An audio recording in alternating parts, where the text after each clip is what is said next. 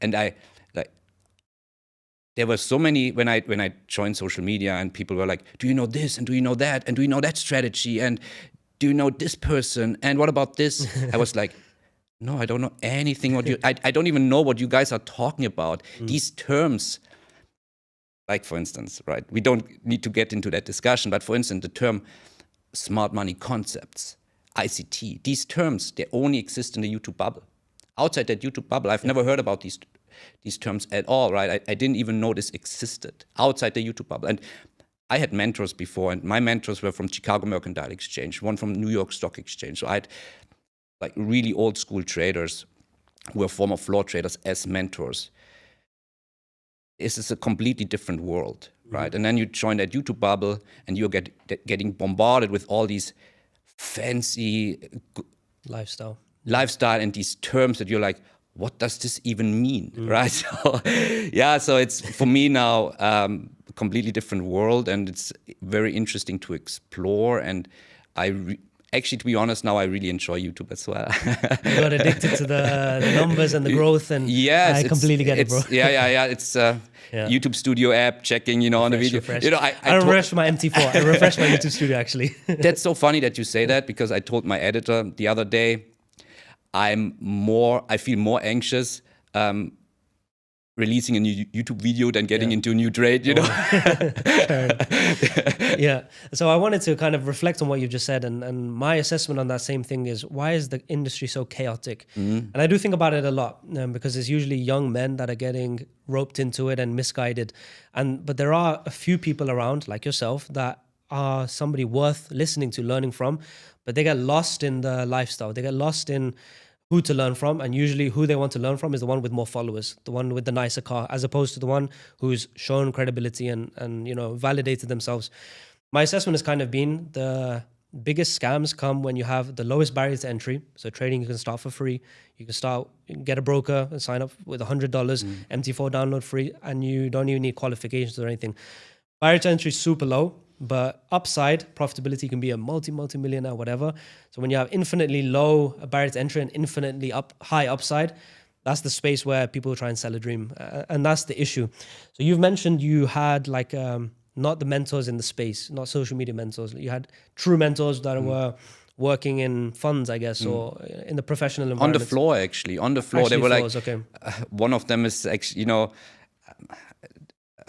frankly speaking, one of them unfortunately died last year.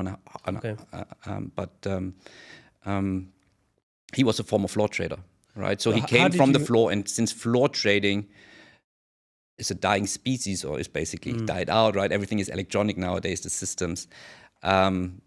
These people, because trading at the end of the day is a lonely business, so they were looking to basically continue to speak about trading, talk about trading, get exposed with other like-minded people. How do you do that? When you start teaching, right? And this is how I wanted to ask, because I think it's one of the most valuable lessons for the viewers that are watching, because they're usually going to be young newcomers into the industry, and they want to do well. They have good intentions, but they get misguided by the industry, the people in the industry, the tricks of the prop firms, and there's so many pitfalls. It's crazy. Whereas you took a route to profitability with a correct way, let's say. But not everyone can have access to a floor trader or these kind of mentors. So, well, first of all, how did you access these kind of individuals that mentored you, and those mentors that are in the floor environment, in a fund setup, as opposed to you as an individual trader trading personal plus prop capital?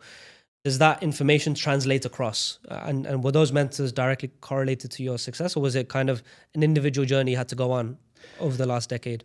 Yeah. It's a long story, but I just wanted to add something that you mentioned previously that is basically super interesting to me as well, that when it comes to the social media space, is that what I realized is that the amount of followers equals credibility, or for the newcomers, right? Or the amount of money that you have apparently is equals credibility in trading, which is absolutely not true, right? I just wanted to add that because I realized it as well on social media. But yeah, that's a difficult topic, what you just mentioned. And for me, I can say back in the days, more than 10 years ago, the trading environment or the trading education space was different. It was more like there was no YouTube. I mean, there was YouTube, but it was like minimal, right? I didn't even think about going out and look for educational content on YouTube. I come also from a university. I mean, I have a university background, a business background. So for me, it made a lot of sense that